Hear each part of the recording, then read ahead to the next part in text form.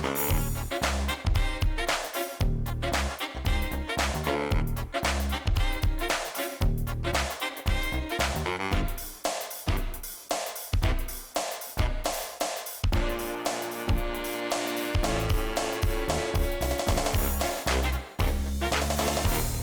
I'm Judith Leblein, and welcome to Conversations. Are things starting to pile up around the house? You know, maybe it's a collection of magazines that you just can't seem to get through, or you go into the kitchen and you pull out a drawer and all kinds of things fall out and you don't know what's in there. Well, maybe Jamie Novak, our guest, is who you need.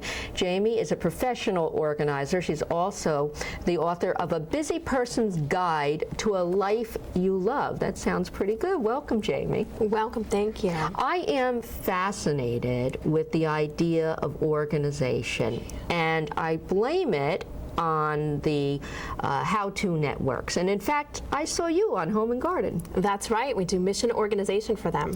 And you are a professional organizer. And this seems to be the rage. If you go into stores right now, you can buy a plastic container or a set of hangers that is going to organize your life. What's the fixation with organization now? What do you think it is? You know, I think over the past maybe 10 years or so, we've started to accumulate more.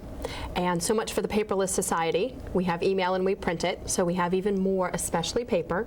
And there's just that hope that we can gain so much more time if we can get our stuff in order, and bins seem like a great solution. Yeah, and they're making a lot of money off of it. Absolutely. But I believe that people that have a lot of clutter buy all these and then they stack up too, because they never get down to actually doing the organizing. I would agree with you. I see that quite often. I'll go into a client's home and we see bins empty, stacked in one corner, and all the stuff stacked in the other. And it looks like it just hasn't melded together yet. And the intentions are good. This is right. They have the plan. Sometimes it's the getting started that's difficult. And other times, what I like to say is you need to see what you have first before you can buy what you need to store it in. So sometimes buying the containers ahead of time is actually going about it backwards. Now, how do you get to be a professional organizer? That's a great question.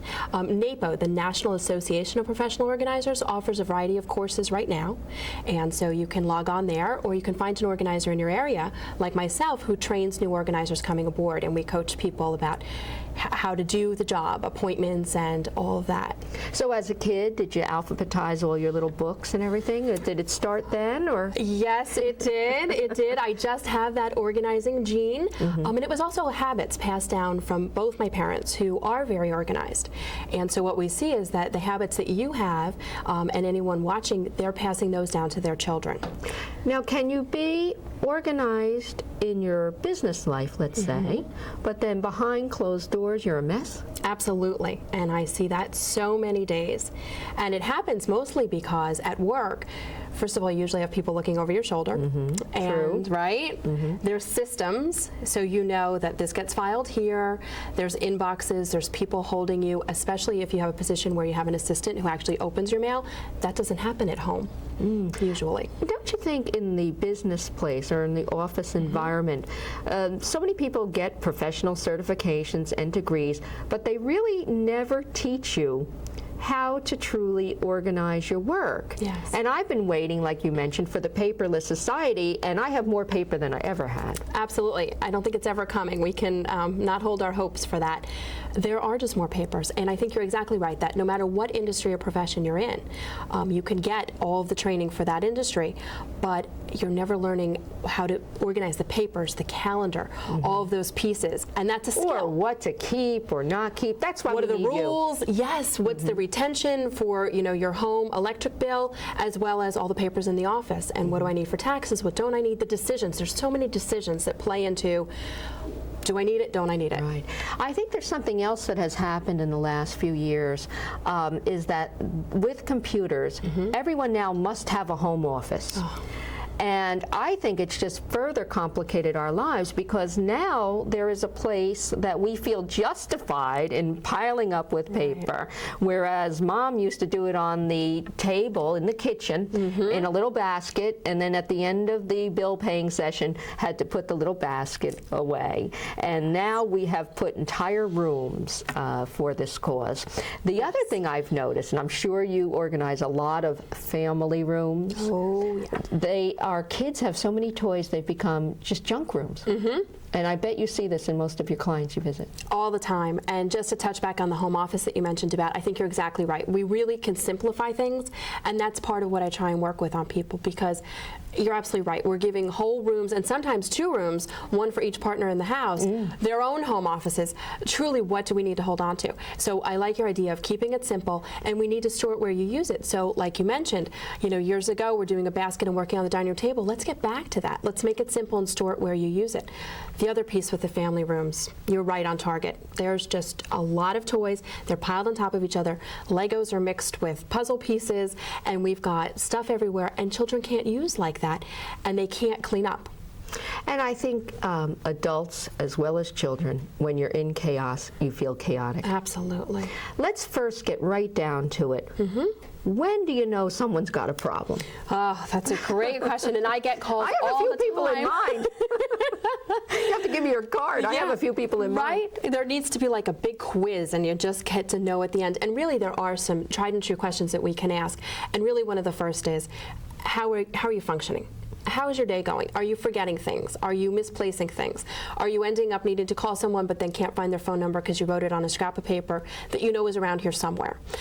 If that is hindering your ability to go through your day smoothly, if you find yourself putting out a lot of fires, rushing around, then we know, let's step back and maybe take a look at what's going on here. Chances are some things need some tweaking. Now, is there a difference between someone who is just not quite organized and someone who truly has a mental disorder? We've all known sort of the crazy guy that had a car filled with things. Yes. Is there a difference? There absolutely is a difference. Actually, there's probably 3 levels. There's just messy. We can just be messy. When we're in the middle of a project, we've got something going on, we're messy. There's stuff everywhere, whatever that is. The difference is the organizer can put that away in 5 minutes or less. Okay. There's a home for everything. So you know you took the scissors out, you're gift wrapping, scissors go back. But now, as you mentioned with the 2 other levels, we've got just a chaotic state of things are a little frenzied, we've got stuff that doesn't have a home, and then we've got the other levels that for whatever reason, and it may be a mental disability, could be a physical disability. I worked with a client who actually had broken her leg. She was on the couch for 6 weeks. That puts you behind. Sure. She wasn't able to get up and do things. So some sort of a disability, a change, if you've recently moved, had a new addition to your family, that can send things into a little bit of a tailspin. So that's not uncommon. Or if you've lost someone, a loved one, that then you inherit a lot of their belongings. That can be challenging as well. So let's go for the first extreme. If you are married to someone, if you have a parent perhaps, and you're starting to see this sort of hoarding behavior. I have heard with some friends as their parents age that they can't get rid of anything, or they start hanging on. You're right. Those kind of symptoms you should find some professional help for in the medical field. Exactly, and there is a differentiation, and a lot of organizers would be able to tell that and then refer you to a psychologist or a psychiatrist who can help you in that area to work with, because you're absolutely right, that does happen. The other piece to that is that you, as the partner, the friend, the family member, the sibling, need to team up with that person and absolutely, absolutely never get rid of the things without their permission. That would be a really major send them setback. into another depression. Exactly. All right, now let's get to most average Americans who are doing well. Now, I guess there's almost like two schools of thought here. I grew up without having much. My parents were depression babies, also struggling. So there are people in this world that just hate to part with something that could be useful to someone else. This is true. That's not a bad way to be. Well, it's not, but sometimes if you think about it, if you've got something that you're holding on to just because it might come in handy one day, or it's still good, you paid good money, you want to get all it's worth from it, think of the person who needs that right now. There's someone out there, whether it's through a charity, a homeless organization, someone needs that piece and could use it right now. So by you holding on to it, sometimes we can start to think we're almost feeling guilty for holding on to something when someone could use it now. That's one way of maybe changing around the way of thought. That it'll be useful to someone, pass it on. Exactly. Why wouldn't we want someone to be getting use out of it, especially if it's an item like a crib that maybe the safety standards are going to change on, because they do change quite often. So that's one of the ways to look at that. Now, underlying all of this, do we all have too much in America? I mean, you go into a shopping mall, there's a store where everything in the store is white. I walked by that one day and I said, God bless America. If there could be a store that just sells things that are white. So first of all, we have too much stuff. We do. And we have too little time. Okay. And we're stressed out. All the time. All right. So how do we start to make it better? That's a great question. Well, let me give you a quick statistic because I think this may be very interesting. The average American wastes 55 minutes a day looking for lost or misplaced items. That starts with my glasses. There you go. But that's another reason. Right. Well, 55 minutes. Imagine gaining back a portion of that to spend on the important things, the things that matter. It's whatever season, and you want to be out playing ball, you want to be baking cookies, you want to be getting ready for school. Doing something positive. Exactly. So, sitting on the couch and just relaxing, whatever that is. But instead, you find yourself frenzied and frazzled, looking for glasses, looking for keys. And how about the cost of it? When I see these organizations shows, like I saw you on Home and Garden television, I think all that stuff costs money. Absolutely. And is it true that when people are disorganized, they often buy things over and over again because they don't know what they have? That's exactly. Like a black pair of slacks or a red shirt? Or Exactly. You hit the nail on the head. The average household has 350,000 items in it. Yeah, imagine. So just think of... You haven't seen my brother's garage. Is he a little above the average? For him, it's only golf equipment. He has several bags of golf clubs. He just can't part with a single one. And some of us have those things that are a collection, or it's when everything that becomes a collection is an issue. But imagine, you have all those items. So do you really remember if you have a jar of peanut butter in the pantry? Maybe not. You buy another one. Did you send the bill out? You're not really sure. You're hit with a late fee. So there's a lot of that rebuying, not sure, or things go to waste because you've put them in storage and they're damaged, or worse yet, we're buying and renting storage facilities. Well, let's talk about some of the practical how-tos. Let's start in the office, in the home office. Okay, what are some of the practical suggestions you have for our viewers that they can get started on cleaning up? Yes, just get rid of those papers and tackle them. One of the first things you're going to want to do, this is the easiest thing because children at age 2 can do this. You're going to put like with like. Okay. Remember, like in kindergarten, you put all the squares together, you put all the circles together. That's what you need to do. You put all the bills together, all the papers of a similar kind, all the papers that need to take action on, all the things to shred, all the things to recycle, piles of like with like. We're not making any earth-shattering decisions at this point because sometimes that's where we can get stuck. Okay. How about people that feel they have to hang on to a bill for a certain, are there any rules of thumb with that? Utility bills or receipts? And of course, you should always check with your accountant or professional. But as a rule of thumb, if you don't need to hold on to things for tax purposes for a home-based business or for business purposes, then what we would look at is holding on to things for the minimal amount of time. And so bills like your PSE&G or cable, things of that nature, those are going to come in, and you're just going to check the next month that you were credited properly. And then you can shred it. And shred is the key word there. For identity theft. Exactly, it's a big concern. Maybe that's the first thing to get started, is get that shredder working. Yes, I love that idea. And you definitely want to get a cross-cut shredder. And, this is not an area where you want to skimp. Spend an extra $10 and get the one that takes paper clips and staples, because nothing's worse than getting all gung-ho, getting it in there and jamming the shredder. Now, the thing that drives me crazy in my own office is the drawer that you pull out right next to your seat. Yeah. Never neat. Always, somehow, you know how you lose socks in the washer? I find pens. I have hundreds of pens. Is that a problem spot in most houses? It absolutely is. Those little catch-all type drawers. And again, in the idea of sorting like with like, you would put all the pens together, and now you're working from an attitude of abundance. Instead of seeing a pen here and a pen there, oh, I've got to keep them all, now you've gathered up 50 pens, some of which were free when you went to grand openings of things. You can look and say, you know what?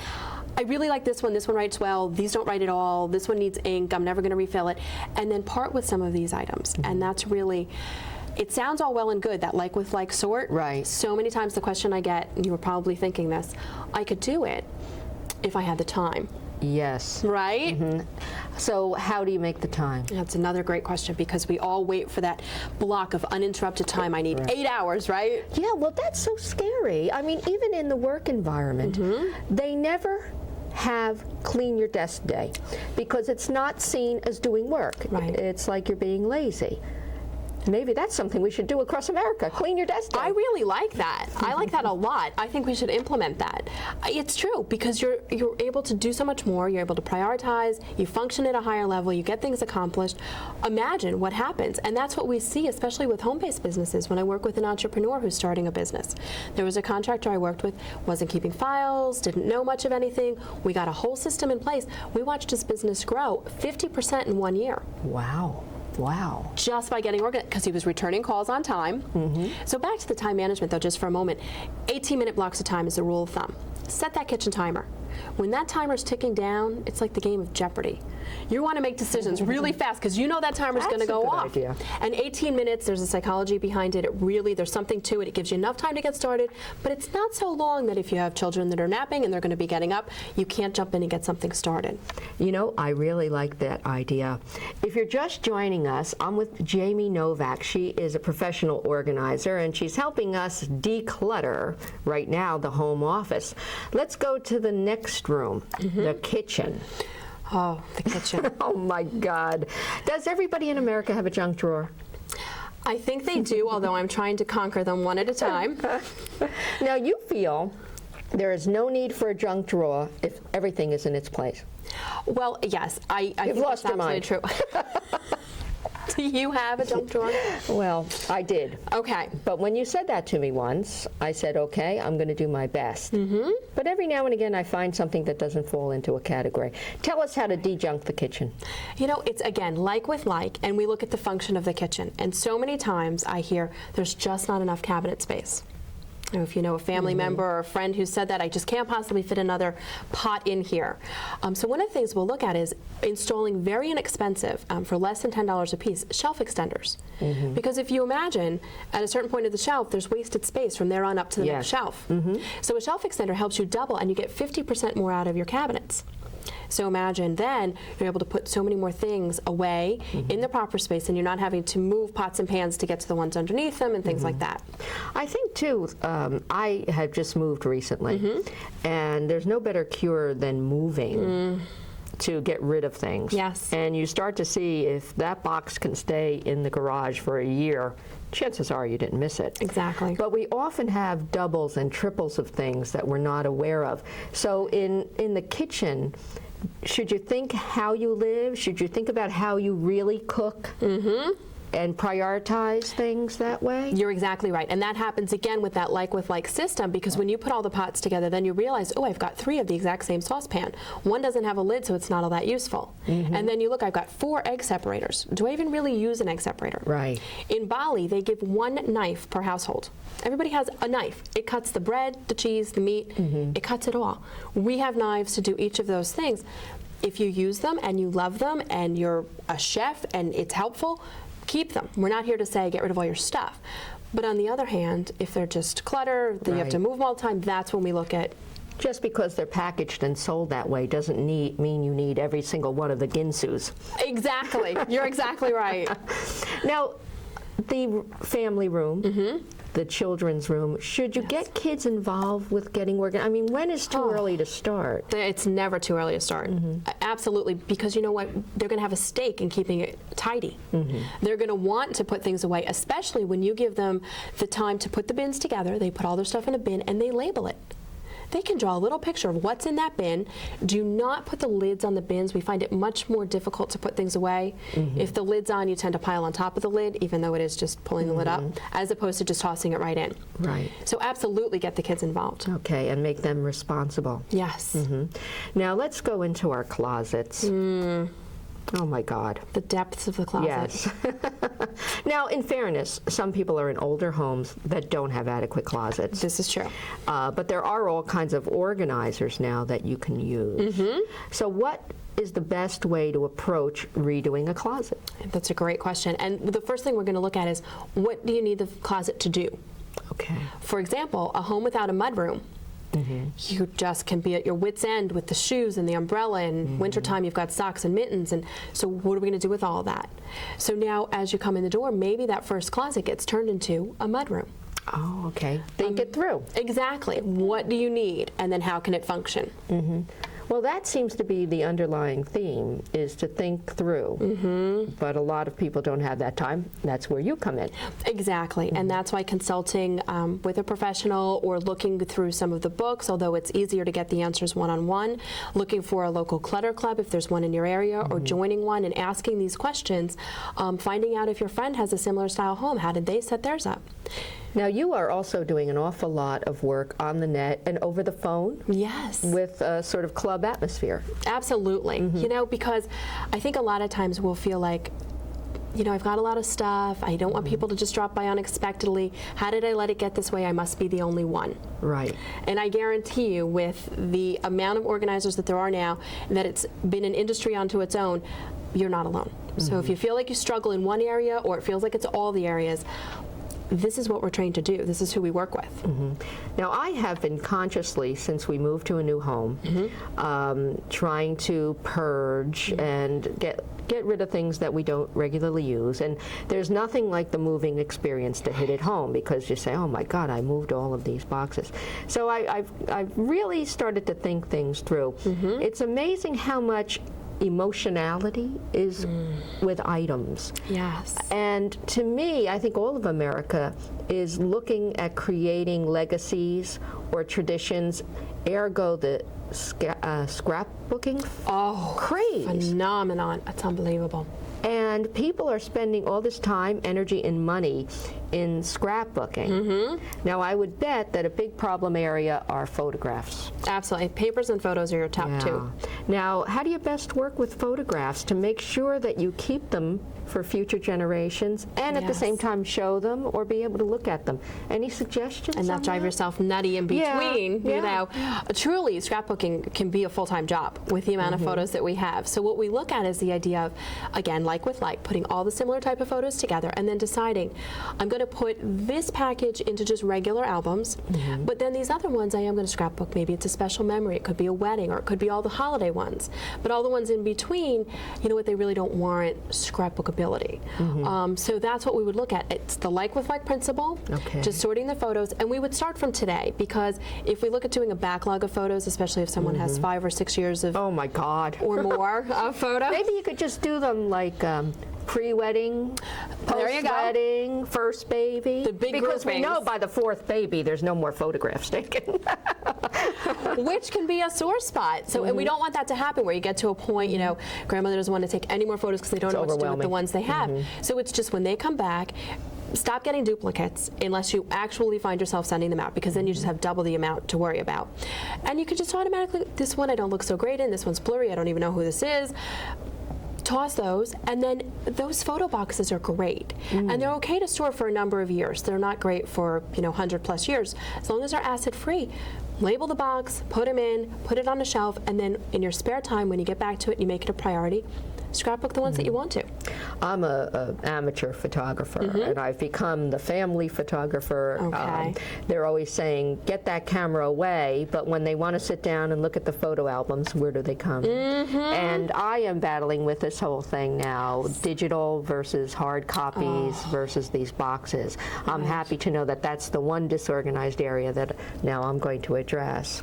Now, talk to me a little bit about why people find themselves, besides the time and the energy. Is something going on in America?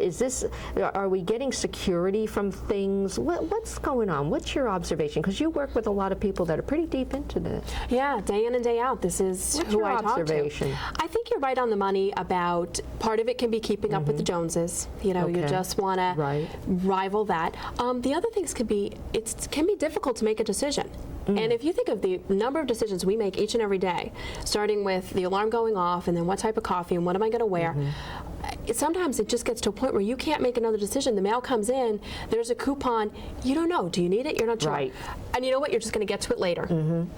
And that's actually... Later never comes. Yep, this is the problem, which is why I've implemented with most of my clients the 2-minute rule, which for those of us that like a little mantra to repeat to ourselves, it's 2 or fewer, be a doer. 2 or few or be a doer. Okay, how's it work? That means that if a task can be done in 2 minutes or less, you do it right then. hey, that's a good thing to live by in all areas of your life. Absolutely. And that's something you can implement immediately. It doesn't require you to purchase anything, spend any more time than you do, but it just really changes the flow of your day when you walk in the door and you take off your jacket, you hang it up. Because you know what happens, that jacket gets slung over something that stands still long enough, and then before you know it, it's not just that one, Right. but many more. All right, here's what I'm dying to know from you. On any of the Learning Channel, Home and Garden, Right. A&E, certainly the craze is home improvement, but also the clutter craze. People are not now embarrassed to show their homes in a mess. Right. And some of us who watch these shows are fascinated by it. What is that about? Don't you wonder? I do. Just to open your Come doors. on into my home. Millions of viewers watching what's going on behind. I think so many of those clients and the ones that I work with that go on mission organization, they've just reached a breaking point. They need intervention. They're beyond They need being help. embarrassed, yes, because they realize that their relationships are suffering. They're spending money that they don't need to spend. And they realize that, you know what, I need the help. And so they're willing to come out of the closet, let's say, and just get out messy there. closet. Exactly. And just put it out there and say, you know what, this is it. This is me. Take me as I am. And sometimes we have to get to that point to ask for the assistance we need, to call in the reinforcements, because we all struggle. And so you're not alone. And by asking for help, it's actually showing that you're on the right path.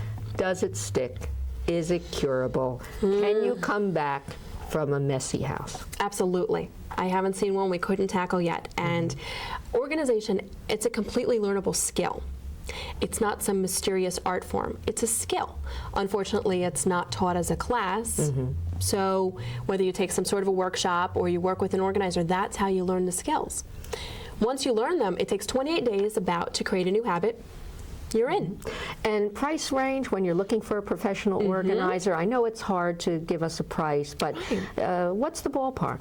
Oh, that's actually, you look at probably $75 to $100 an hour for an organizer with a competent skill level. Less than that, you're probably looking at what we would consider to be a newbie, which isn't always a bad thing, but you may end up investing more over the long haul because it takes you longer to accomplish what you need to get done. You definitely want to interview, and so I actually on my website have a list of questions that you would ask for the interviewer, because you want to say, you know, how long have you been doing this? Do you have a contract? Do you have a money-back guarantee?